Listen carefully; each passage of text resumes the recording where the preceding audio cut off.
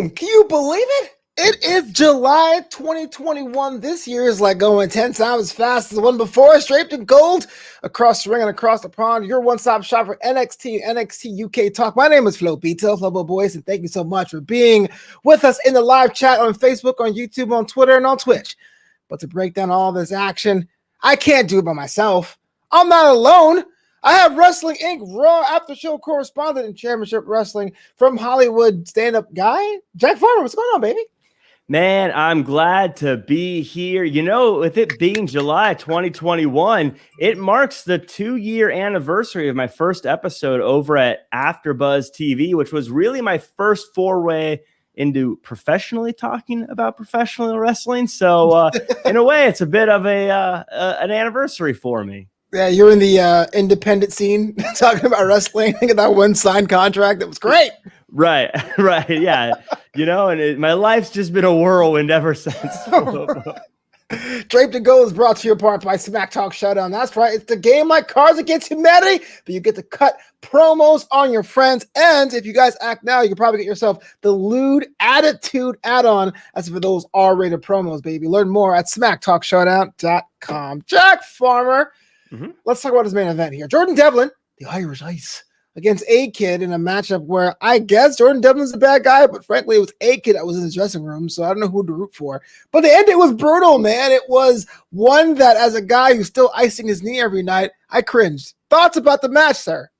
Good point about the dressing room. I actually kind of forgot about it, and I thought I understood the dynamics of this match. But now that you mention it, you're right. A-Kid kind of got what he kid. This match was fantastic, man. I felt out of breath just watching it. They had so many amazing moments, so many great things throughout. And as you mentioned, that knee at the end was just a perfect symphony of everything coming together, with it being a simplistic move, but using a joint that had been worked over throughout the match. And let's give some credit to Nigel and our boy, Andy Shepherd. What? Andy Shepherd. Those two, their reactions just made it feel all the more impactful. And it's one of those things where when you hear everything come together, it really, really comes across well. And I hope A-Kid can walk again after that. But it's insane how good this match was. And I've said before, I think Jordan Devlin is going to be the guy to eventually take that NXT UK title off of Walter. And I'm going to say right now, I think A-Kid is what Jordan Devlin used to be, and A-Kid will eventually be where Jordan Devlin is now. Well, you do raise the interesting point. I think no one on these rosters more than these two men, A-Kid and Jordan Devlin, were seen as the future. And both these guys have put on some pounds of muscle. Doesn't seem like they're going to be hanging around the cruiserweight division for all that, especially the fact there's no cruiserweight division title on the brand currently. And while I think yet you saying Devlin taking the belt off Walter's a spicy take, I am inclined to agree that A-Kid does have some growing to go, but he may be on the precipice, the forefront of the next generation of NXT UK talent. And well, until he gets recovered, I mean, he looks like he's going to be out for a while after today's matchup, you think? I mean, I'd have to think if he's able to come back quickly after something like that, then he's got to be a machine. But if he takes some time off and he recovers, hopefully he's back to 100% at some point. Again, the way that knee was tweaked was just unbearable to look at. And Jordan Devlin, I mean, first off, good on A-Kid for what he did. But Jordan Devlin, we've always said he's great. We've always said he has talent. We always said he has all these different attributes that we look for. But the viciousness to do what he did to that leg and really just tweak it. You know, so often you see these moves done and they're sort of done expecting the tap to happen. But Jordan Devlin just went straight for the snap. He didn't wait. He went for the win. He went for the kill. Just insane to see. Just insane to see. I want to give a shout out to the people in the chat there. Dude, what's going on? Happy 4th of July for those who celebrate. You know, I know sometimes it's kind of weird to be like USA, but I do it anyway, despite everything. And Lamb says, never bet against the Irish Ace. I love it. I love it. Because I'm proud to be an American. So hokey, but so glorious. Yes. I went to American Fest one year here in Pasadena. Like they have like usually pre-pandemic, there's like a little program. They have like motorcycle riders and a host or whatever. Talking about like the cheese. It was like, hey, you sure love America? Well, we'll show you everything. Red, white, and blue pancakes, red, white, and blue fireworks, red, white, and blue songs. It was great. It was great. But before we get to the next matchup real quick, Jack, I want to talk to you about your boy, Eddie Dennis, right? Your boy, Eddie Dennis, tried to stop Trent Seven from cutting a promo backstage, and he slunk away like a dog with his tail caught between his legs. As soon as Trent Seven said, I shattered your shoulder. How can you defend your boy for trying to step up and then fold it like laundry day, Jack? Well, first off, you think that was supposed to be a Trent Seven interview? Yeah. Let me tell you what happened here. They got the cameras ready to go, but Trent Seven didn't realize he needed to get out of the way of the camera. Eddie Dennis comes in and, just not to embarrass Trent Seven, has some dialogue with him. You notice as soon as Eddie Dennis left, the camera guy was like, I'm done. He didn't actually care to hear what Trent Seven had to say. He was there for Eddie Dennis.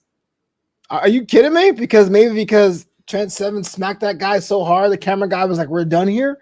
I mean, you try to tell me that Eddie Dennis was the smartest guy on the roster, but he came with no backup, with no comeback, and then when I walked away, I just feel kind of weird, man. I love Brand. Eddie Dennis is smart. He's always thinking moves ahead, and that sometimes means weeks ahead. First off, he came there with no backup because he doesn't need it against Trent Seven. He could dance circles around him mentally anyways.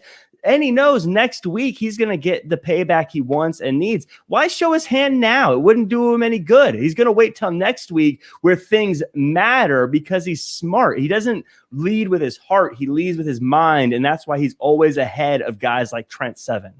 Lamb in the chat said Eddie Dennis is smart. He just provoked Trent Seven to get the match, to give Trent Seven another loss. Dude, Lamb gets you it. Apologists. I can't with you. You or Jack. Lamb gets it. I mean, intelligence always triumphs. Is that why I always lose? Okay. So speaking of intelligence, tell me lead why. with your heart. That's why you lose. I know. I just love this too. True love never prevails. Hey, don't you DJ weddings? Love is trash. By the way, Flobo.com. What's up with your boy Kenny Williams dropping a Batman Forever style promo against Nathan Frazer? Looks like he's a scumbag and he loves cockroaches. What's the dealio? Listen, right now, Kenny Williams is just showing that he's a star. Right. He's showing that he has he's the guy you want to be following around town with a camera because you're going to get cool moments like that. Guys like Nathan Frazer, sure, he does a lot of flippy doos and things in the ring, but he's not cool. He's not the kind of guy you follow around town and see what he's up to. Kenny Williams is a cool dude. That's why you follow him. That's why you get those cool kind of Batman style videos. And I think he did Nathan Frazer a lot of favors here by talking about him and really making him relevant until they have their match. Larry says, I didn't get Kenny Williams promo. I have to watch it again. He just loves cockroaches, man. I understand. Like, he just really loves someone has to advocate for roaches. All right, so that was weird. I mean, look, they are the species that's going to rule the earth after the nuclear apocalypse, right? I guess. But in the meantime, squish. Also, real quick, behind the stage and promos, Blair Davenport showed her face this week. Bea Presley's confirmed coming to NXT UK. Now, I've only seen a handful of Bea Presley matches myself. But just thoughts about this, Jack. We have the women's division here. We have a new women's champion. We'll get to that a little bit later. And it does seem that there's an open door ready to compete here on the brand. What does this look like? How would you describe the NXT UK women's division? Right now, I'm glad she said it. Blair Davenport, got to get used to calling her Blair Davenport. Of course, a lot of us who know where she's been before know her by a different name, but we got to get used to it. That's the way the world works. Blair Davenport coming in is a huge deal for a couple of reasons. One, because it just adds, and she's a talented wrestler. That's the most basic part of this. She's incredibly talented. She's incredibly good, and she is going to make hay in this division. Two, she threw down the gauntlet. She said, this is the best women's division in pro wrestling. I love it when wrestlers take shots across the bow at other divisions. So I am here for it. But the truth is, it's starting to shape up as a division that can hold its head high above other divisions. And 3, after Mako Satomura, now you get Blair Davenport and all these other signings that are coming in. NXT UK is becoming a destination for women wrestlers, which means it's not only great now, but it's going to continue to grow. I think getting someone like Mako Satomura and now Blair Davenport is kind of like when a bad football team, and not that NXT UK was bad, but kind of like when a struggling football team gets a really amazing quarterback and suddenly defensive players want to go there. Suddenly wide receivers want to go there. Suddenly all these other players want to go there because they can see that it has the foundation to be amazing. I think NXT UK has found a way to do that with their women's division. And I love this signing, but I'm going to predict that there's going to be even more great signings for NXT UK because they have become the destination for women's wrestling. You're not wrong. A lot of moving parts in the women's divisions. Let's work through this. At first, we had a little bit of a coronation, it seems, for Mako Satomura, the new NXT UK Women's Champion, and she was cut off by Nina Samuels. And I'm cracking up because just 24 hours ago, I was like, "Yo, Jack, what's the last time we seen Nina Samuels on TV?" And sure enough, she shows up, but only for a moment because Amel gets involved too.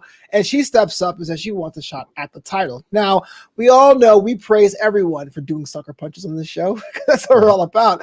But Amel almost came out of seemingly nowhere to say, hey, look, new champ, pick me first, and was granted the title opportunity. See, that's why I always have to make sure that you understand just how important it is for people to do what needs to be done. It was just a few weeks ago, you were wagging your finger at Amel for what she was doing backstage, yet here she is. I was more cut straight to the front of the line, and she is now getting a title shot at Mako Satomura, something wrestlers all over the planet want. She's getting it. Why? Because she didn't wait. She didn't do things necessarily the old-fashioned way and wait for her turn, wait for her opportunity. She went and she took her opportunity, and now she has it. And again, you can tisk, tisk, tisk. You can finger wag all you want. Amel is exactly where she wants to be. I guess so, but I don't understand quite the logic of this. If I am Sid Scala or Johnny Saint, you have someone you haven't thought enough to put in other competition levels, shows up and just basically attacks someone from behind who's also not featured on the show a lot and walks into the ring and gets the title. I get Mako Satomura. I get her saying, I'm a fighting champion. I'll take on any and all comers. But if you're a Mel, like, why now? Do you think that Mako Satomura is easier than Kaylee Ray? Is that what you think this is about? No, she's always wanted the opportunity. She's just done waiting. And she has something now that maybe she didn't have enough of before. She has hope. As she said before, she is the French Hope. She has hope, and she has hope she's going to win. And I have hope she's going to win. And I think she has everything she needs to do it. Do you really? Do you think Amel wins this one in the eventual matchup? Well, I don't bet against Mako Satomura, but you had your bet so strong. Don't go to Vegas with me. Do not go to Vegas with me. No, I'm Can no the fun house in win? Vegas. I mean, not really, but it could. Right here, it's the first. No. Yeah, right. Elsewhere in the women's division, Mila Smith, who Nigel said he was very smitten with. Oh, Lord. I knew you loved that, by the way. I was going to drag him on Twitter. That's how bad I was. But had a match against Ava Valkyrie. And there's not every day you do see a heavyweight or light heavyweight matchup in the women's division. The match itself was pretty solid. We talk about that, but we also talk about what happened afterward with Ginny appearing on the ramp. Aoife Valkyrie is one of my favorites in the women's division. And I think there's just because she's got everything. I mean, when you look at the tool set, she's a full tool belt ready to go. She's got the strength and speed and all those other things. And again, there's a reason she's been undefeated for so long, well, up until Mako Satomura, but still being as winning as she is, she's got everything. She's also just something about her is very alluring. You're interested when she comes out, whether it be her entrance music or attire or in-ring style. She's got a lot going for her. Ginny on the outside, though, she has an eye for talent. As we know, she saw Joseph Connors, dressed him up, made him even better. I don't know if right now Ginny's trying to take on Aoife Valkyrie or if maybe she's like, hey, I can dress you up a little bit, make you look a little better, make you better than you've ever been before. I'm optimistic. I had hope, like I said earlier. I feel like maybe these two are going to become good chums, and they're going to be the most dazzling set of ladies on the brand. Your optimism. But let's talk about Ginny, man. What's up with the fashionista? It seemed like 3 months ago, she really wanted to be champion, but then just kind of hanging around, just Sam grappling up in the women's division, just being a nuisance to everyone and not really doing anything of merit. That's right. I said it. With or without Joseph Connors, I kind of want Ginny to go back for the title hunt. Am I crazy? I would love to see Ginny back in the title hunt. I think she's everything that you want in a champion.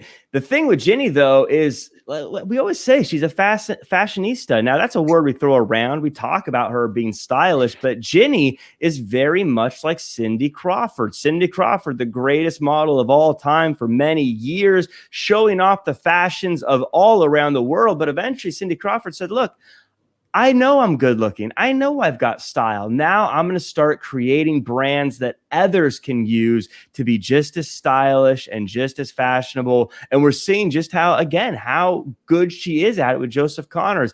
I think we should be applauding the fact that we're letting Ginny's letting her good eye go to the benefit of other people.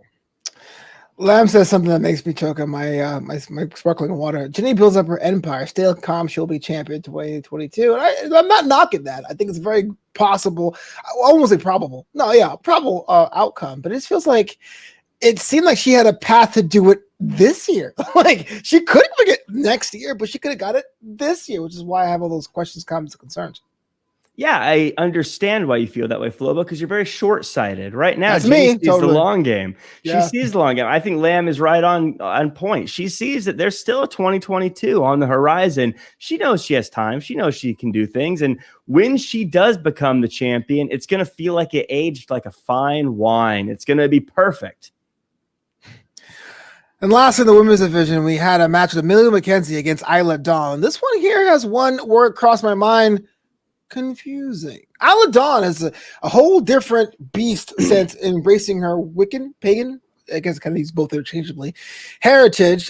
Comes up on the losing end of this contest, which to be fair, it doesn't say anything less about Isla Dawn or anything less about Amelia McKenzie, but there was a possession attempt or exorcism attempt in the middle of the matchup, and I had never seen that one before. So Jack Farmer, walk me through this. Thoughts about the match, thoughts about the exorcism, and thoughts about Isla Dawn.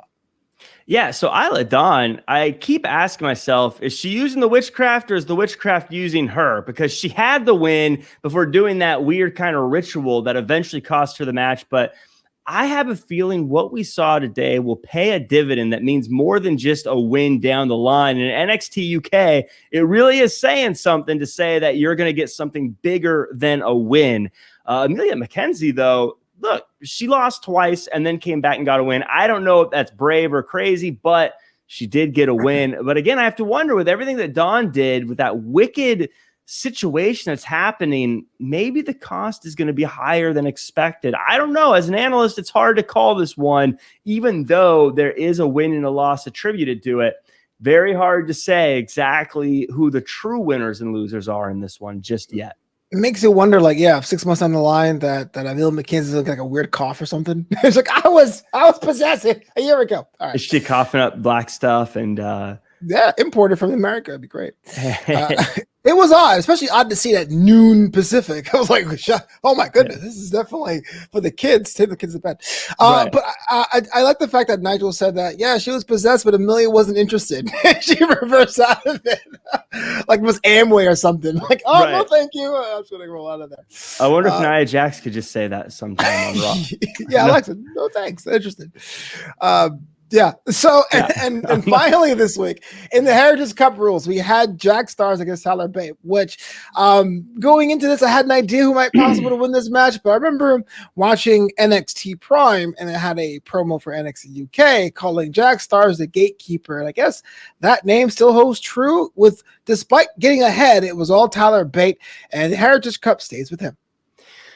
Jack Stars is feisty every time he gets in the ring. And even though he comes up short in a lot of his matchups, he showed me today at the very least that he earned this shot. He actually got a pin on Tyler Bate. And even though due to the rules, it doesn't really mean he won, it does mean that Jack Starz pinned Tyler Bate. And that's something I think is going to carry him through a lot of his upcoming battles in the future. Tyler Bate, on the other hand, one of the most talented physically and technically under the WWE umbrella, and not just the NXT UK umbrella. I mean, the WWE umbrella. I think he could go after any title. He could go after the UK title and potentially win it. He could go after the NXT title and potentially win it. I'm going to say it. I think he could go after the WWE or Universal title and potentially win it.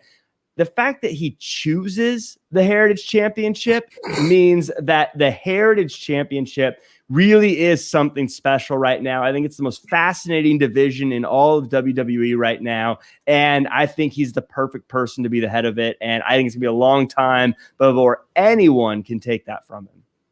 Only 24 years old. It always trips me out when he uses his finishing maneuver, the trailer driver 97, because that was the year he was born. Makes me feel old every single time he does it. But as a footnote or not, Mark Coffey shows up after the match. He's having a little bit of a friendly rivalry with Wolfgang, it seems. And, well, Mark Coffey in the Heritage Cup division? Why not? I'm game. This is friendly for now, is what we should call it. It's not going to be friendly for long. I think Mark Coffey might have actually bitten off more than he can chew by picking a fight with Tyler Bate. Tyler Bate's not someone that you can easily just mess with and walk away. I don't know if they're going to have actually a Heritage Cup match, though. I think they might just have a match. But either way, I think Mark Coffey maybe picked a fight with the wrong one. You think Wolfgang knows it too? Like, bro, what are you doing? I mean, go ahead, bro. Good job. I mean, if I was Wolfgang, I would go pick a fight with the smallest, weakest guy I could find, and then just go up to 1-1. If I was him, because I have cutting corners, baby. That's cutting corners is how I get by in life, Flobo. USA. Yeah. To be an American. That's awful. Now we're canceled. I'm looking forward to that eventual matchup because again, I like to see more Mark Coffey. Just because he seems to be the third man. And if you guys have not listened to Wolfgang's solo theme song, it's pretty chill. Very, very chill.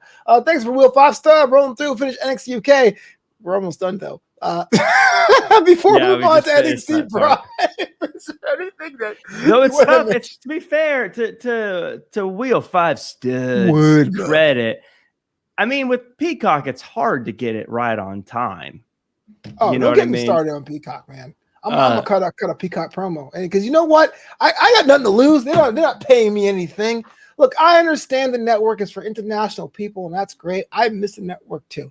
And I kind of don't like the fact that NXT UK is not live anymore. It's kind of uploaded as an episode because it kind of kills, like, for me, the timing of when I live tweet it. But I'm asking you, I used to work at Fox Digital. I understand that everyone's connected device, iPads and phones and computers refresh at different rates. I understand that. But you got to understand, when I'm working for American Idol, when we say polls open at 8, they have to be open at 8. If they're open at 7:59 and 30 seconds, you can say legal grace, right? So all you have to do is at 12 or 12:53 or 11:53 Pacific, just say set now. And so by 1, it'll be on time. Like, I'm sitting there waiting, and it's frustrating me. Because NXT UK is such a small brand that I have to advocate for. Because people are like, she didn't watch that this week. She didn't, when does it come on? I go, hey, 12 o'clock Pacific. Not really. 12:05, 12:07, 12:10. It's like, you're killing me, Peacock. You're making it harder to be a fan.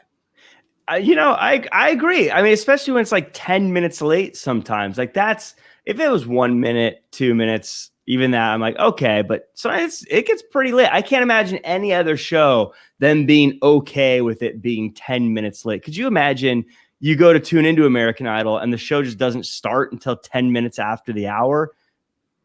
Come on. Oh, yeah. Oh, Will 5 starts at 20 minutes after the hour on his device. It's an easy fix. It really is. But well, speaking of things that make me completely upset and mad, our main event of NXT Prime this week was didn't happen. I'll see you next week. No, I'm kidding. It was a match in the North American title division. The Colossal Bronson Reed had a very valiant fight. He tried, as the warrior he was, really put everything out there in this contest, but by hook or by crook, he's no longer the North American title holder. Someone else has it. It's one of Jack's boys. I forget his name. Was it Isaiah Suarve? Jack, walk me through this. That actually sounds pretty smooth. I'm trying to bury him. No. That sounds like a Mr. Steal Your Girl name. Like it wasn't already. Jessica May, why? Okay, so I'm Swerve. Let's talk about it. Another American title. Rico Swerve. Rico Swerve. Yeah, I mean, Bronson Reed did everything he could, but it just wasn't quite enough, I think is the phrase you were looking for. There's I know we're not a news show, but there's rumors and innuendo of certain people potentially changing rosters in the future, which of course makes every commentary on this feel a little interesting. But that said, Swerve and I, we're very good friends, and he heard what I said. He's like, Jack, last week you said we got to start going up against bigger stars, and I think this is the way. I'm just going to do it. I'm going to follow your advice. And we didn't actually say it. We didn't actually really speak directly, but I think we could tell. Something we have that kind of relationship. Oh yeah. How do you guys contact? Are you Telegram guys? WhatsApp? And he, so he's like, I'm going to go after the title, and he did, and he won. And look, for everything I said last week, as far as a guy that I was saying needs to start putting up or shutting up, he put up and he delivered. He got the win. He beat a guy that's been unstoppable. And however it happened, he did it. He's the new champion. And I've been saying Swerve's going to be a breakout star. He's a breakout star. This is his year. This is his division. And I think this entire brand has just a little bit of a new flavor to it now. Shortly after the loss, Bronson Reed went to Twitter and says, quote, "My fans, my friends, my family, my wife, I failed you. I'm sorry. Now what?" Now, we can't predict the future here, Jack. I don't want to get into rumors or innuendo because, frankly, no one talks about that in any other sport. But in your mind, did you consider Bronson Reed a transitional champion? No, because he's defended it against a couple of people. He's had rivalries with Santos Escobar, and he's had some matches. So I wouldn't call him transitional, not at all. But it was shorter than I think we all expected it to be. It was shorter than I think a lot of us thought it would be. At the end of the day, though, to me, Bronson Reed is such a talent. He's such a star. He's so good. He's got everything you're looking for. In a lot of ways, I think this frees him up to do even more things. Bronson Reed's he's kind of guy that is a person who's going to go out and get things. And the problem with being a champion is that means you got to sit back and wait for challengers to come to you. I think he's going to flourish with the opportunity to go out and start attacking things instead of waiting for things to come to him. Will 5 Stud in the chat says, "I really enjoyed NXT on Tuesday. I'm super excited for the Great American Bash next week. Can't wait." I as well. But there's a lot of things that happened this week on NXT that may not really necessarily happen with the actual matches. We'll get to that in just quite a second. Let's get Can I mention something about Great American Bash, by the way? Yeah. Just in general. What I'm loving about summer right now, and I think we did this a bit last summer, and I know we kind of did throughout the year, but summer feels like it really is happening, whether it be on NXT or on other shows. We talked about this before, how there's this build up to SummerSlam and how SummerSlam always felt special. And there's this very interesting build to SummerSlam, but a lot of these shows now are starting to have these specialty weekly shows. And it seems like there's a lot of them during the summer months. And it's kind of feeling like that summer push for pro wrestling. And I'm really enjoying it. I'm really loving it. I really love that we're getting shows like the Great American Bash in the middle of July, in between takeovers and things like that. I love where this is. I love how it's going. And just personally, it feels like there's that summer wrestling vibe going on again. I'm a big fan of Summer Wrestling vibe. So many days at Suncoast Video getting those tapes when I didn't have to go to school the next day. Yeah, it's a good time, but that kind of torpedoed my transition. So I'm picking another match. Let's talk about the time. Let's talk about the time of the show. We can go back. So Bronson Reed. No, forget it. Big fellow, huh? No, it's over. So our tag team match here we had at the top of the show was Sachi Blackheart, Ember Moon versus Raquel Gonzalez, Dakota Kai, and Zoe Stark versus Io Shirai. 3-way number 1 contenders matchup to take on the Ways tag team titles with Io Shirai, who doesn't have friends but kind of does, and Zoe Stark. I'm not going to ask you if the result was surprising because every one of these women are fantastic. But if you were a betting man, which we already established you're not, would you have put money on Io Shirai and Zoe Stark going into this matchup? This is a match I wouldn't have bet on because it's just too close to call, which is exactly what you basically said to lead into it. What a high-octane, fast-paced match this was to kick things off. I want to talk about, there were two big takeaways from this match for me that really stood out. One, Raquel Gonzalez put herself in harm's way to protect Dakota Kai, which tells me all the talk of this team imploding is premature and unfounded. And two, Zoe Stark. This won't be the last time I say this, but she's the real deal.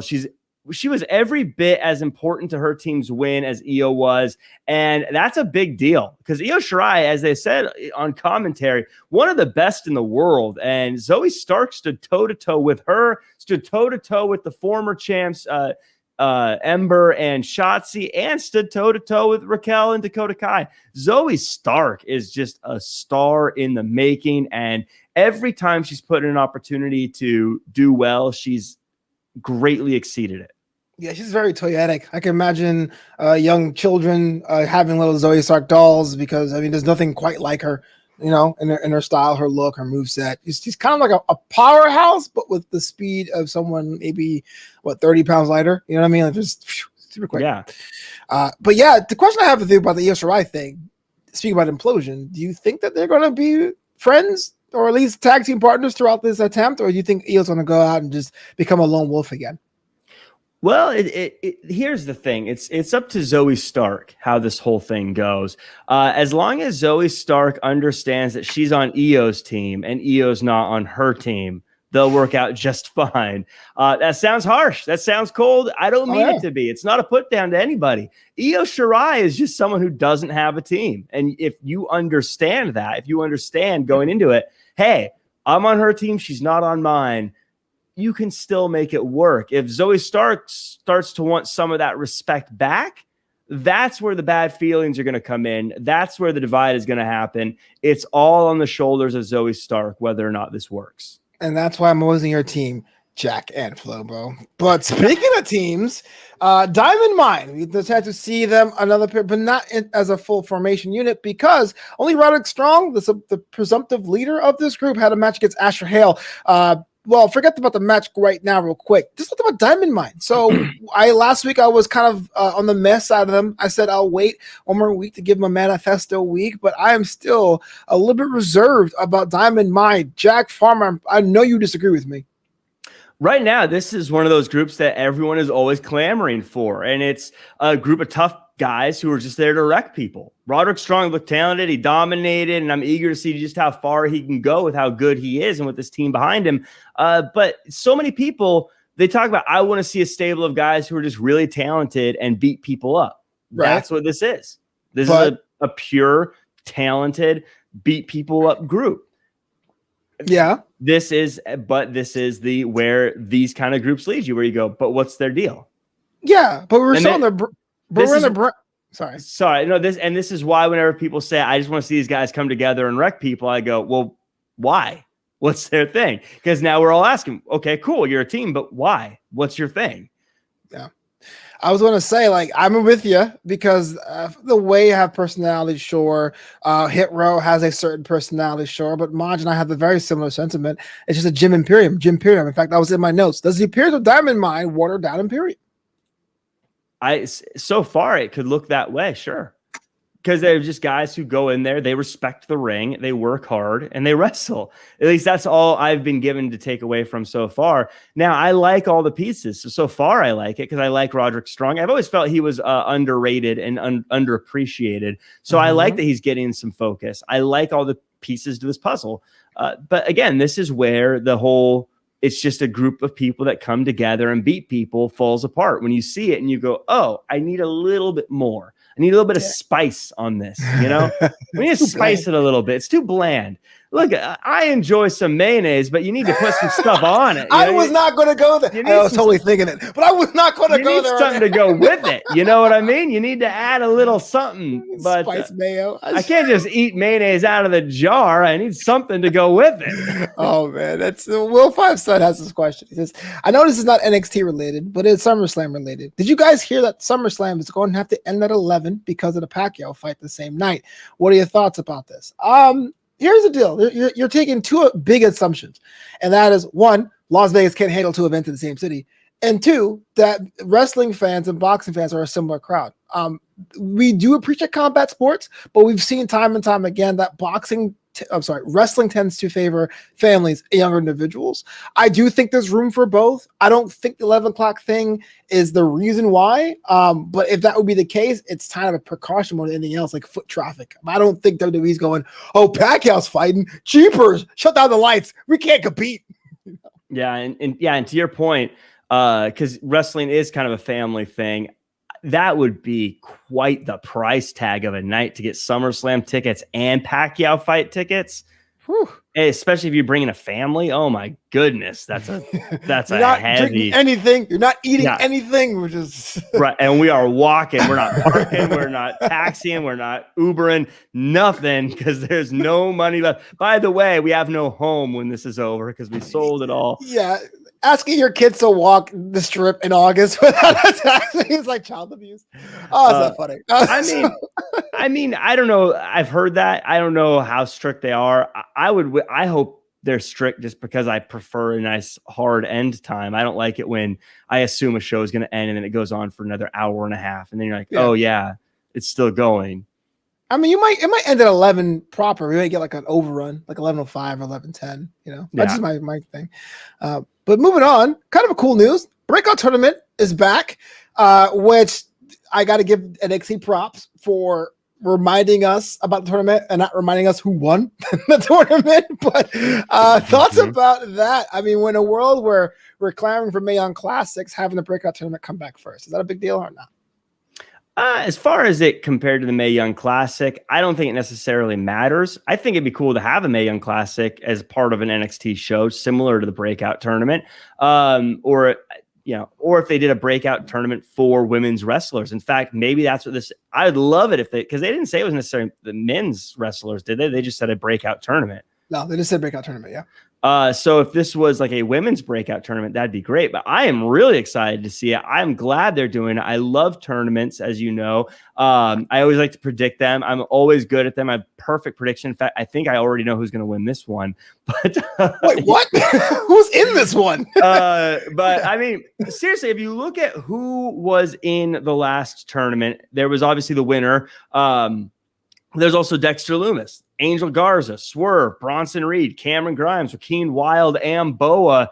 Every one of them doing big things today now on NXT. So knowing that, if they replicate that again, then we may see who the 8 names are that are going to be super influential to what NXT over the next few years is going to be. I think it's huge. I think it's going to be something that is completely shifting and game-changing for NXT. Maybe not in the initial moments, but over the next 2 years, we're about to see the next 8 people that are going to change the game.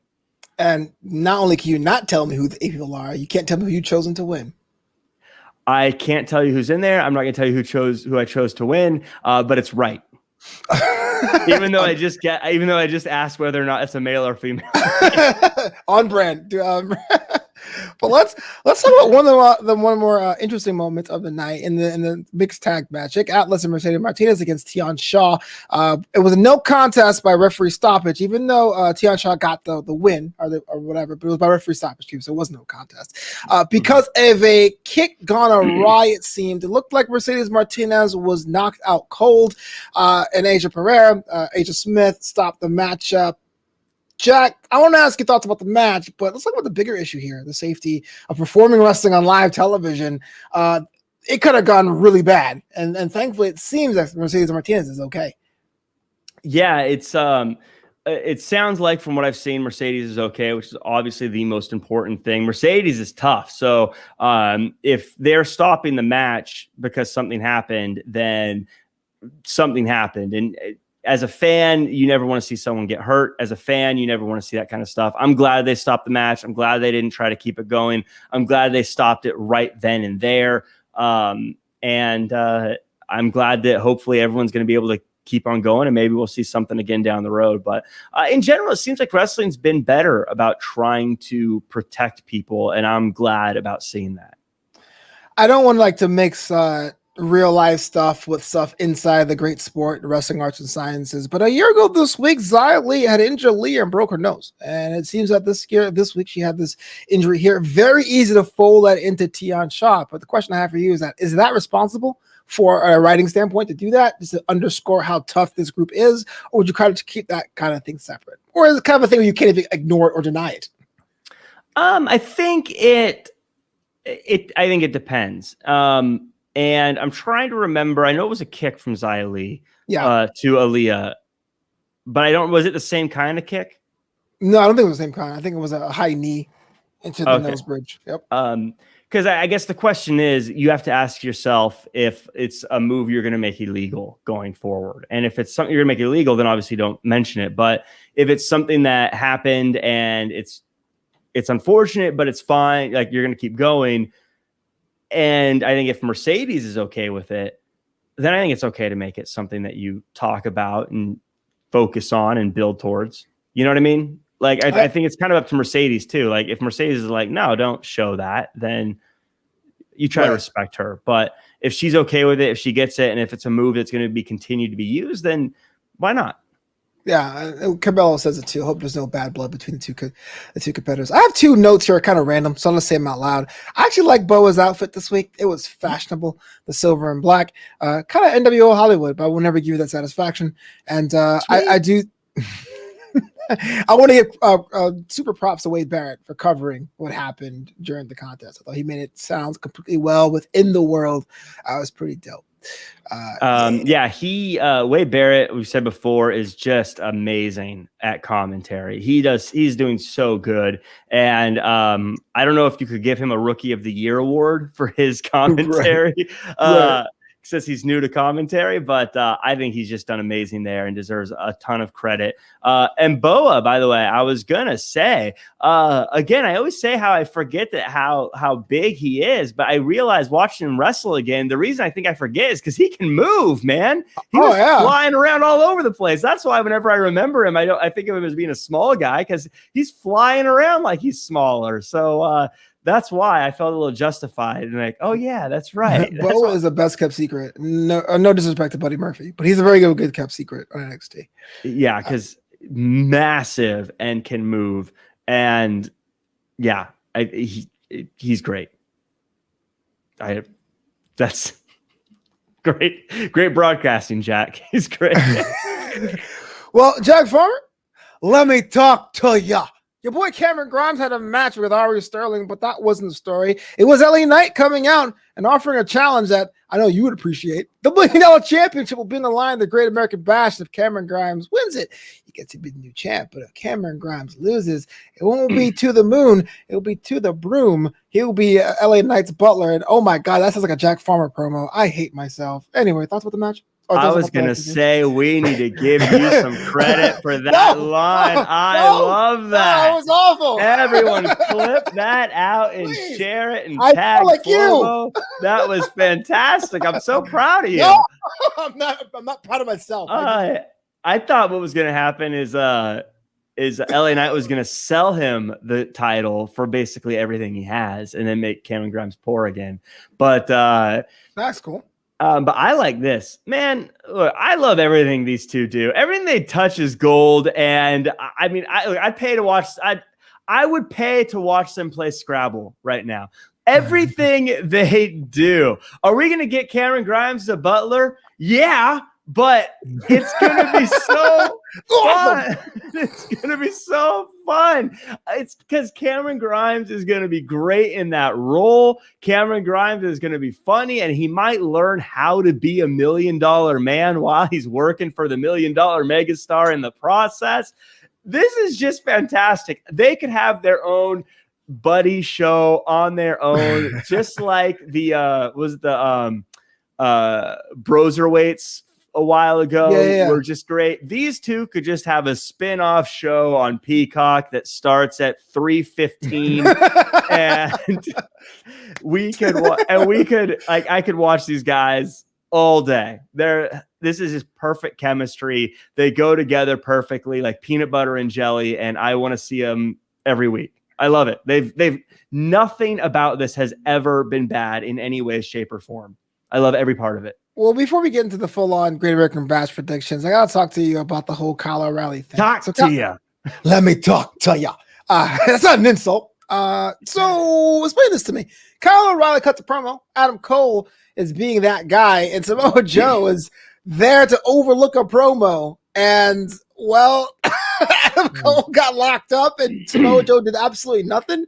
Is he taking lessons from you, Jack?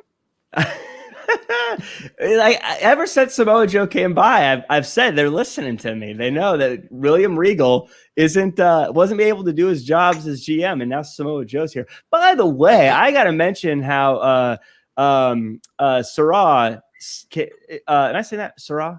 Sarai. I'm sorry. Sarai came up to William Regal, and Sarai says, "Hey, I'd like a match with Tony Storm." And he's like, "Oh, really? Like, okay. Like, what am I supposed to do about that?" It's not. And then she goes, "Okay," and she leaves, and he's like, "Huh." Well, he's thinking to himself, I wonder if I could talk to somebody to see if they can make a match. I hate that could be interpreted that way, but that's not what happened. He was like, "Huh, I wonder how that happens." Who do we work with? Leave Regal alone. Leave him alone. But anyways, I digress. Hear me out on this. Adam Cole is the Samoa Joe of this generation because every match he's in is great. Every time he's on the microphone, he dominates. And what he does always feels important. And I agree with every single word he says every single time he's on the microphone. Whether you're a big Karrion Kross, a fast-paced Johnny Gargano, or a lethal Kyle O'Reilly, and even if you're Samoa Joe himself, you have to take pause and think long and hard if it's ever really worth crossing paths with the undisputed Adam Cole. Adam Cole did end up in a leg lock today. Of course, that happened. But when you think about it, is there ever a time Adam Cole comes out that you don't kind of think he owned this moment? Is that rhetorical or you're asking me? I'm asking. I mean, yeah. Even though he ended up in a leg lock today, this was really his promo, wasn't it? It took me a long time to come. Like I was a big fan of Adam Cole for sure. I'm not trying to knock him up, but it took me a long time for me to realize that he was the guy. And I think when he came out, especially where Kyle O'Reilly we're still trying to figure out what the new Kyle O'Reilly is. It's good to have that anchor of being like, no, this is Adam Cole, baby. But Maj had a point of saying not so much a Samoa Joe, but he's more like a Triple H. Is that valid as well or no? That's fair. The reason I say Samoa Joe is because similar to when like someone's having, even Brock Lesnar's cutting a promo with Roman Reigns, Samoa Joe walks out and it's now Samoa Joe's promo. That's the way it is with Adam Cole. Similar to that big promo they had with Karrion Kross and all the challengers all at once. Adam Cole came on and it's his promo now. Triple H is amazing. For the record, Triple H is in my top 5 all time, but I don't think he necessarily had that. I don't think Triple H necessarily walked out and his promo, when The Rock was talking, Triple H didn't come out and it's now Triple H's promo. Agreed. But I've never seen a time when Adam Cole is a part of something where you don't think to yourself, this is Adam Cole's moment. Every time against everybody, even when he was on the, doing like the Survivor Series stuff, everything he did, you were like, this is his moment. Every time. Yeah. That's kind of the good confidence to try to teach you. Like, if you can back it up and go ahead and say, shine your own light, baby. But Adam Cole, Kyle O'Reilly, 2 at the Great American Bash next week. And let's get to our predictions right now. This one will be different than the first one or not, Jack? Who do you got? I go Adam Cole. You don't beat Adam Cole twice. Kyle O'Reilly's got a lot of potential, but right now Adam Cole is unstoppable. And like I said, no one beats Adam Cole twice. I go Adam Cole in this one. Tag team championships on the line. MSK against Tommaso Ciampa and Timothy Thatcher. I'm going to go MSK here because MSK have always been a team. They have the fluidity and teamwork that is going to keep them going, where for as tightly bound as Ciampa and Thatcher have been, remember, they started as enemies, and I feel like that's going to be the thing that separates them in this matchup. So I have a question here, because usually the purist of me would say, like, we don't really know who MSK is, and you kind of still don't, but it doesn't really matter in this case. So why is it? Why is I'm just a really inconsistent fan who hates wrestling deep down inside, or why does it not matter that we don't have to get a whole backstory of what MSK is about? MSK, I think, represents a lot of what the younger generation is. And when you look at things like TikTok or memes or things like that, they are just what they are. And you get them or you don't get them. And that's what it is. And there's not really much more to it. It's just, if you think they're entertaining, they're entertaining. And you don't really need to read much beyond that. And again, I think they're just so fast paced. They work together so well. You don't need anything more than that.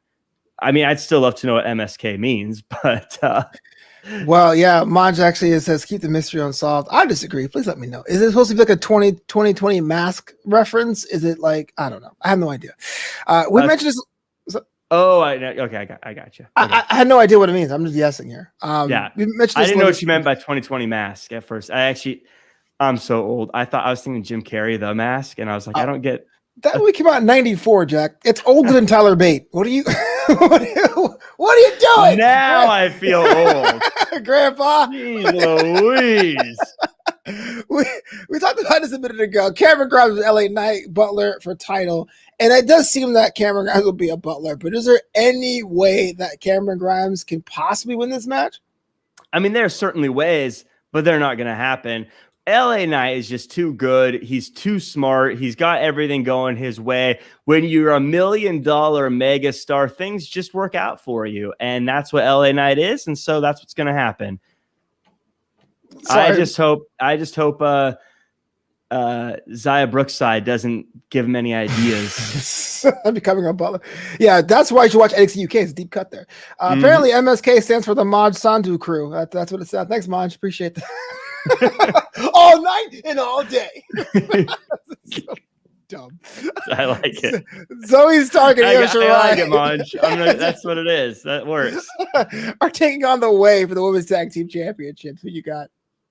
I'm going Zoe Stark and Io Shirai. Io Shirai, one of the greatest to ever do the damn thing. She's unstoppable. I think Zoe Stark is just as good. She's going to be there soon. And the issue with the way is they've been too distracted. They've had too much stuff going on. I think they've overloaded their plates a little bit. I think Indy Hartwell getting a little too close to a Dexter Lumis over the past few months has sort of created a weakness in their armor, and that's what's going to be the downfall of them both. Well, let me ask you a question. If you were a professional wrestler, would you want to be a champion of a division that's so volatile? It seems like no one could hold on to those titles for a couple of weeks at a time. I think if you are the champ, if you're a wrestler, you need to want to be the champion no matter what, no matter how. And if you want to be a tag team champion, your goal, even if it's a volatile division, is to make it a stable division and be the one that stands on the mountaintop forever. I think that's why so many people fight for that 24/7 title, to be the one that holds it for a long time. That means something. Also, it's not official, it's not announced, but it seems like this may be the case, judging by what happened this week. Johnny Gargano, Karrion Kross, probably for the non-title situation, but if they were to have a match next week, even if impromptu, who would you got? I will never bet against Johnny Gargano, one of the few guys that just showed he could outsmart Karrion Kross. I thought Karrion Kross was so lucky today that Samoa Joe was there to break things up. Otherwise, the Way would have really had their way with Karrion Kross, and Karrion Kross is smart to have gotten out of there as fast as he did. Those Jack puns, I swear. Well, Mr. Farmer, I got some burning questions for you, baby. Let's do it, baby. All right, let's do it. These are questions I came across while watching NXT this week. Maybe you could help me out because you are way smarter than I am. Mm-hmm. If Joe is always breaking up fights, how does he get any work done? If he does just breaking up fights, he's still doing more work than old William Regal is. That's for sure. He escaped the hole. John Farmer escaped the hole. We're at 71% charge. Will the Great American Bash reveal more of this mystery? No, it'll be the following week. Cameron Grimes has diamond-studded trunks. Does his wealth have no end? I mean, he invested in AMC or GameStop, so yes. No, no, of course not. Well, there is only one end to it, I guess, and that's that $1 million title. What's less desirable, walking the NXT parking lot or having Samoa Joe overlook your promos? I will risk the parking lot over risking Samoa Joe any day of the week. I'll take anything before I risk a Samoa Joe beatdown. Is this very cool or very lazy? Tag teams bringing their own chairs so you can sit down doing promos. I'm not a fan of it. Why walk all the way out to the ring to sit down? Yeah, it's a long ramp, you know. It's just, you know how it is. I never liked sitting down in the ring. It feels silly to me. It does. It really does. I actually agree with you. Why did Ciampa decide to wear skinny jeans? What's up with that? He's very fashionable, Flobo. Apparently. I'm just missing left and right. It's very millennial fashionable, you know. As you know, it's the looser cut is what's becoming popular again. It is. I heard that. Maggie's back. Dinko jeans? No, that's way too loose. That's that's not even loose anymore. That's a different word, I think. It's like a skirt with legs. Where's Imperium? Regrouping. Okay. All right. And lastly, do you think Top Dollar nada got a raise for wiping himself out against a barricade? I don't think so, because everyone keeps calling him like Burger or Dollar King or something. They always get his name wrong, and I always forget what his actual name is because everyone calls him the same wrong name. Well, Dollar King is like the bottom tier of all dollar stores. I'm saying you got to go at least Dollar Tree or above. Right. But yeah, Top Dollar, nada. So I mean, first off, no one can even get your name right. That's a problem. Now he went through the barricade. I don't know. If he got a raise, it wasn't enough. Yikes. Well, that does it for me, man. This has been a crazy week. I can't wait for the Great American Bash next week. It's something I'm looking forward to. I didn't think I would have because I'm more of a Slamboree guy, but it's back 2021. Hopefully something great. I don't know. What's going to be your thoughts rolling into next week? What to expect in the Great American Bash? Everyone wants Slamboree to come back. Why don't they just give us what we want? Have a Slamboree already. I mean, just use the old graphic. Even if it says WCW still, just throw it up. Use it. Call a show Slamboree. We'll all be so happy. Might as well. Why not? But that reminds me. I'm sorry to cut you off. That reminds me. Starrcade. Were you a fan of the reboot or no? No, because it was done poorly. Fair enough. Like, I love Starrcade. Starrcade was one of my favorite. Obviously, as a WCW guy, but I always thought the name and it always felt very grand and spectacular. So I wish they did it big, but we got smack filled. Yeah, it got smack filled. Anything like the Smackvilles, I always think like, why are you doing this? You already have so much time to fill. Why are you focusing on filling more time? I feel that way on paper, but like it is, and I guess they should do more of it and we'll get it with SummerSlam. Like when WWE does Saturday shows, you're like, wow, what a treat. You know what I mean? You're like, I got something extra. It's a weird feeling. It's a weird feeling. I mean, it's not that I'm against the idea of a show on Saturday, but then if you're going to do it, make it like a takeover, make it like a pay-per-view, make it something worth that's like built up to, as opposed to a lot of these ones that just feel like sort of randomly put together. Like Starrcade was a house show that they basically recorded. It's Smackville was too. They recorded 1 hour for broadcast, the other 2-3 hours, which is dark matches for the crowd. Right. And I get there's like broadcasting reasons why they're doing that. I'm just saying, as a fan, I feel like if you're gonna do it, like that's how I feel about the Mae Young Classic. That's why I would rather the Mae Young Classic be a part of NXT or something or as we've discussed and as you had mentioned, put it as part of King of the Ring. And or whatever, so that it's part of the shows. Because I don't know I feel like it's with so much wrestling, it's hard to want to tune into just an extra thing that's just an extra thing. Yeah, that's right. It's getting really dicey to pick up your time and see which one's more valuable for you, which is great because if you're a wrestler, there's many places where you can wrestle. But as a fan, it could be a whole lot. Yes. But thanks for tuning into this show. That comes after a wrestling show. We know you're busy. Yeah. Good. Jack Whoops. Farmer, if the world wants to find you on live, they're not too busy. How do they go about doing that? Yeah, you can find me on social media at Real Jack Farmer across all social media. You can also check me out doing the Wrestling Inc. after show for WWE Raw every week. You can check me out doing Anytime Radio, Evolution of Movies. You can check me out doing Elite of the Week, counting down the top 10 wrestlers of AEW as well as Championship Wrestling from Hollywood and working with Santino Brothers. So. I saw the content there, doing the thing with the microphone in the ring, looking all snazzy. Oh, yeah.